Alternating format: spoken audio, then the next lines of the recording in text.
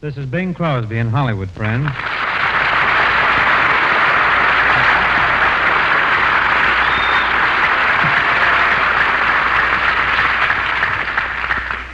Miss Judy Garland is one of our little group, Ce Soir.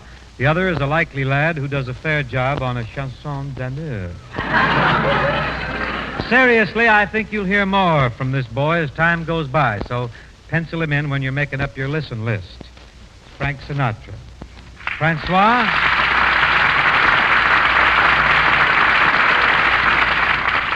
Francois is all geared and ready to lay a ballad on you at this point. Drop it right in there, neighbor. Thank you, Senator. Senator? Why Senator?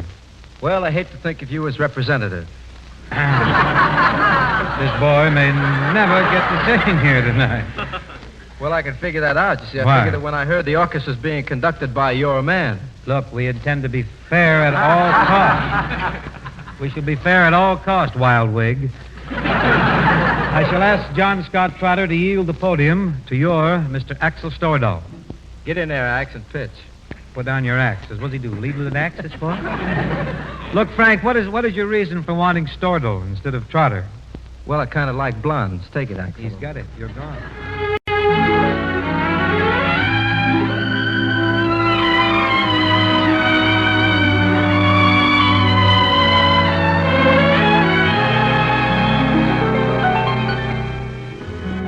When you're alone, who cares for starlit skies? When you're alone, the magic moonlight dies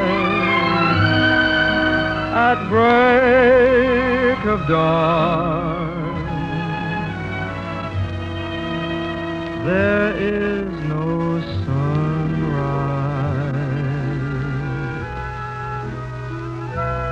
when your lover has gone.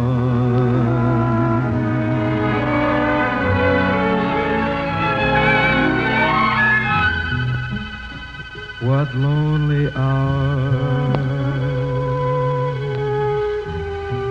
the evening shadows bring. What lonely hours with memories lingering like faded flowers. Life can't mean anything when your lover has gone.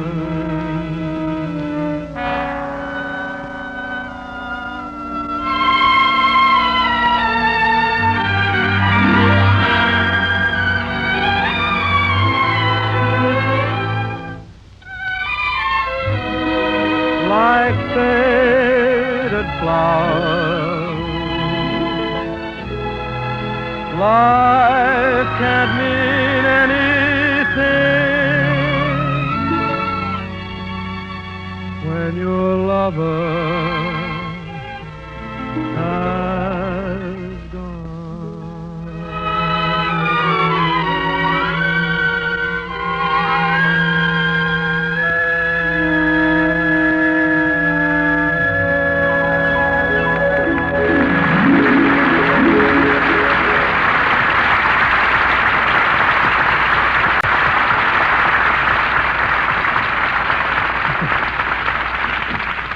Ah, that is certainly a lovely orchestration, wasn't it?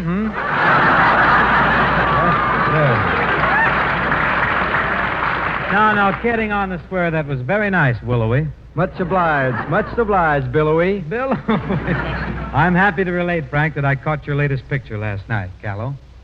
Which one, Tallow? The Return of the Thin Man. Loves it?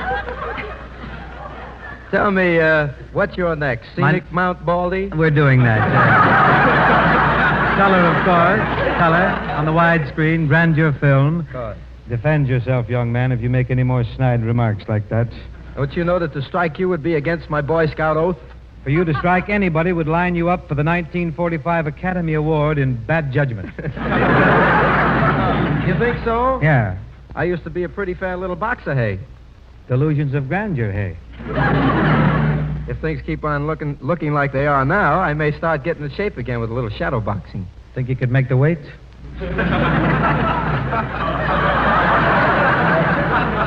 Kidding on the square, Bing. A pretty good trainer once told me that I'd be a pretty fair boxer, except for one little thing.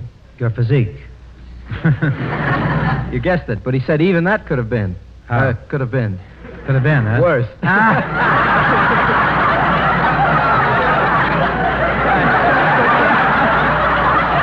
guy reads lines like the Golden Gate Quartet sings.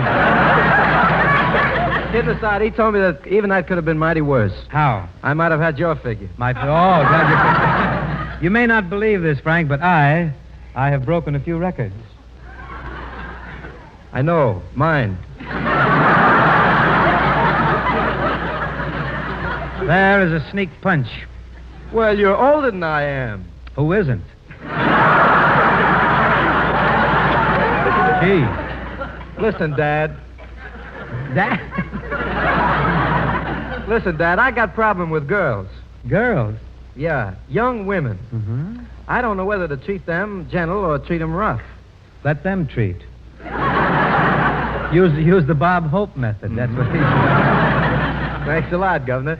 You see, I guess that shows how really friendly we are, huh, Bing? Sure. How much harmony there is between us. Certainly. I'm sure that at this point, folks must be convinced that you and I, Frank, that we could make beautiful music together. You really think people think that, Bing? No, but we can try.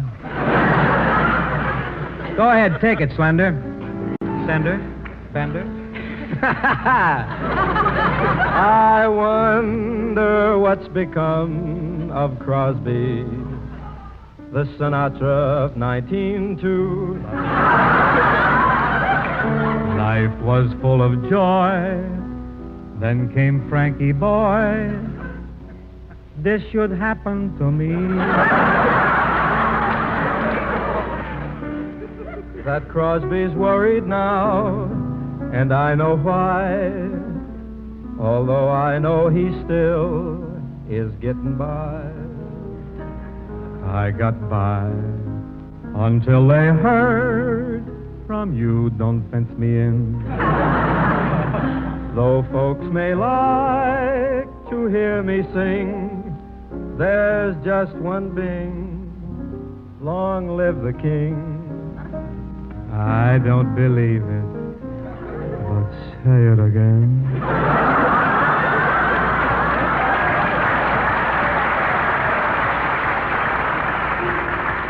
I'll say it again, again and again. How can that voice come out of nowhere? I wonder too. Bo-bo-bo-bo-bo-bo. Hey there, boy, you go too far, singing my way. 'Cause it's my wagon to a star, singing your way. Kidding on the square, we're a chummy pair. Sunday, Monday, and how come I get the high five?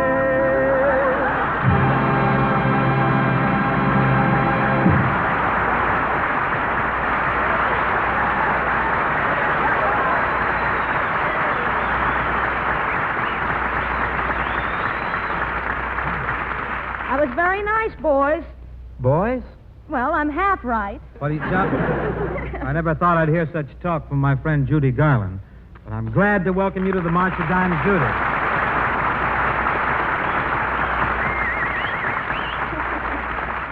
Well, it's an honor to be here, Bing. Look, Judy, have you ever thought that you and I might make a team? Great. Ponch and Judy. Oh. Hope has got to this boy. You're just jealous because girls are attracted to me due to the romantic roles that I play in pictures. Romantic role? Yes. With those ears? Oh! In the pictures, I always win the girl. Winged victory! Well, I hate to break up this love fest, but could I get you two men, you two gentlemen, to break down and tell the world something that's very anxious to hear? Well, get Frank to break down first. It's easier for him. Tell me, Judy, what would you like to know? Well, I'd like to know just what each of you strives for in your singing that sets you apart. Well, Jude, if you're really on the level with that question, and if that's what you want to know, you see, I try to generate a romantic appeal. Mm-hmm. And you, Bing? Well, for my part, Judy, I try to generate warm, quality, human stuff. Uh-huh. You see the difference, Judy? Oh, yes, sure. Different generations. I just can't stand all this flattery. It's too much for me. So let's stash it for a bit of Judy and a still unreleased number from her forthcoming picture, Ziegfeld Follies. This is called, with simple directness, Love. And John Scott Trotter is going to wheel it on.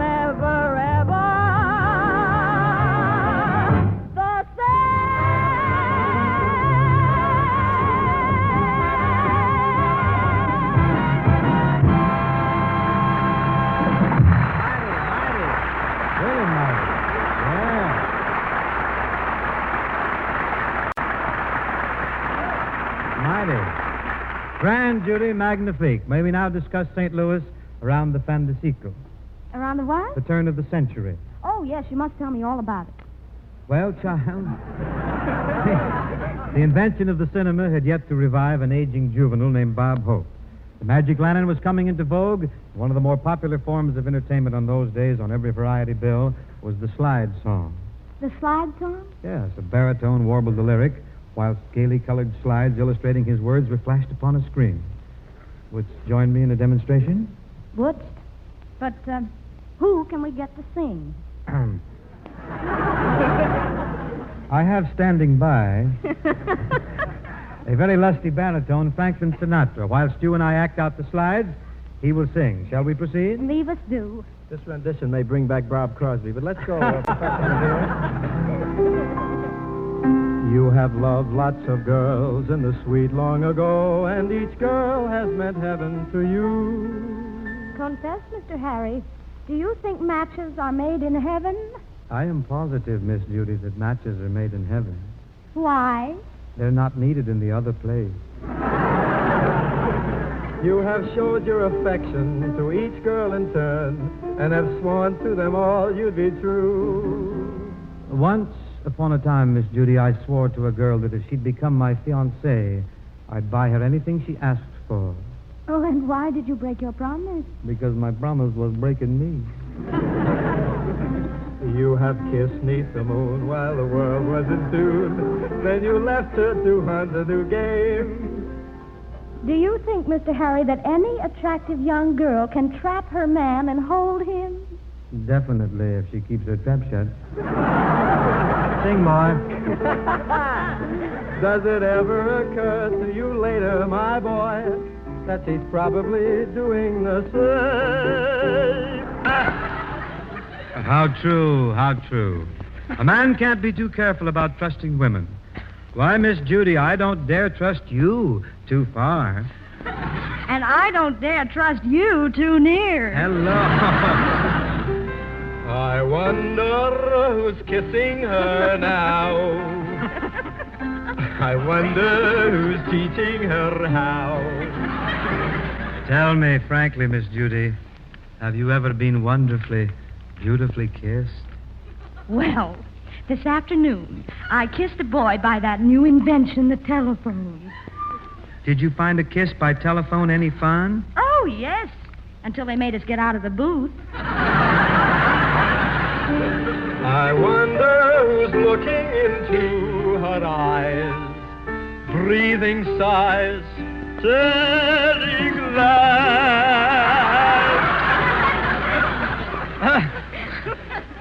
Darling, don't run off. No. Does he frighten you? Darling, you must believe me when I tell you that I dream of being a poet. Well, if you were truly a poet, Mr. Harry, you would hold my hand in yours like this. Yes. And if you were a poet, you would put your arms around me like this. Yes. And hold me in your arms like this. Yes. And if you were a poet, you would draw me to you like this. Look deep into my eyes and give me that long, soulful kiss I await. Oh. Oh, if I only was a poet.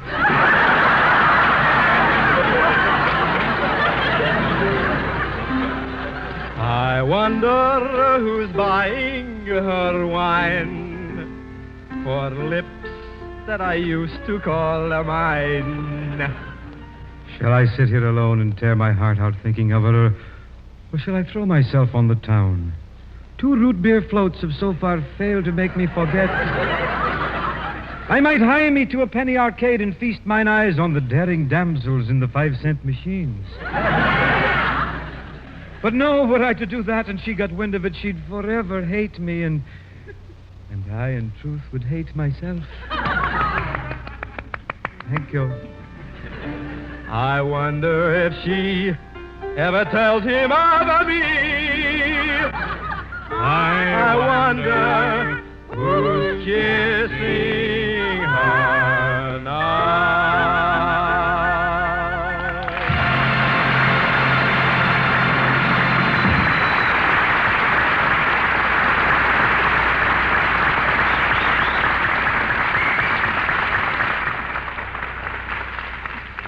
One of the greatest heritages of American youth is the freedom to sing and to dance. And yet today there are thousands upon thousands of American victims of infantile paralysis who cannot dance, and they've got very little to sing about. Only once before in medical history has polio claimed so many victims as it claimed this year. The funds for fighting it are now running low, and that is why the National Foundation for Infantile Paralysis calls on you not only for your dimes, but for contributions commensurate with your income. Money is needed, money to protect your children and perhaps yourself, for nobody's safe from infantile paralysis, no one. You must get in there and help make sure that whenever and wherever polio strikes, doctors, nurses, and hospital facilities will be ready. Make your contributions the important kind.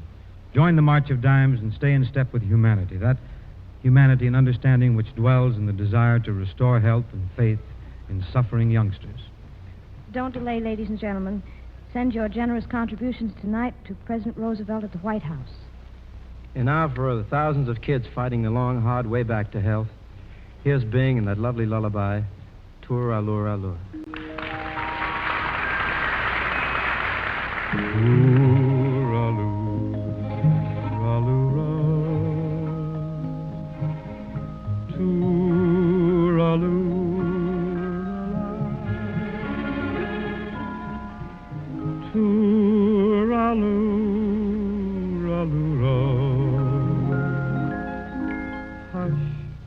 Now don't you cry, Too-La-Roo-Ra-Loo-Ral,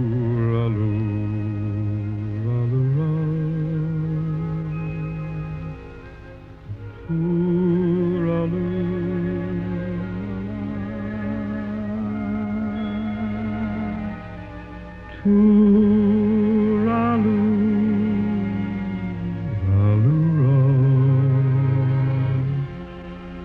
that's an Irish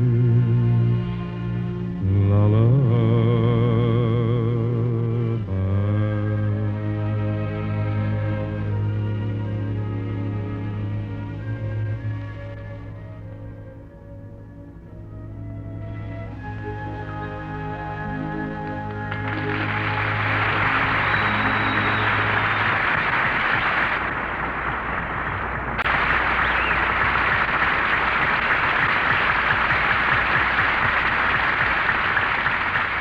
From coast to coast, Americans have united tonight to salute President Franklin Delano Roosevelt on his birthday.